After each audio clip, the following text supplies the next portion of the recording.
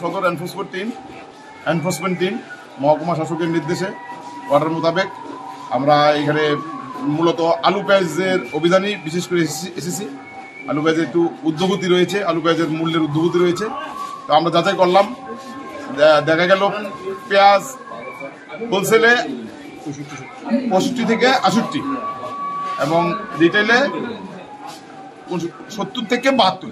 আমরা এর বেশি যাতে না বাড়ে সেদিকে আমরা ব্যবসায়ীদের সতর্ক করেছি এবং এই অভিযান চলবে। আর আলু আমাদের হোলসেল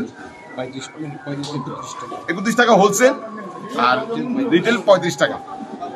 এই আজকের বাজার দর আমরা মূলত পেঁয়াজ আলুর দিকে লক্ষ্য রাখছি। এরা বেশি একটু বেড়ে গেছে আর ব্যবসায়ীদের সতর্ক করা হয়েছে যাতে এর বেশি মূল্য না নেওয়া হয়। পেঁয়াজের দামটা বৃদ্ধি হওয়ার কারণটা কি? কারণ তো এখন আমরা বুঝতেছি না। তারা বলছে যে সোর্সে প্রাইস বাড়ছে, কিছুদিনের একটা সমস্যা রয়েছে, মূলত ওয়াগনের একটা সমস্যা রয়েছে। এটা মিটে যাবে, 2-1 দিনের মধ্যে এটা কমে যাবে। মানে বাইরে দেখা যাচ্ছে পেঁয়াজের দাম 80 টাকা 75 টাকা, মানে এটা 80 টাকা না, ম্যাক্সিমাম 72। ঠিক আছে, আমরা দেখছি আপনার কথা মতো আমরা বাকিগুলা। পাশাপাশি তেলের দামও মানে বৃদ্ধি পেয়েছে।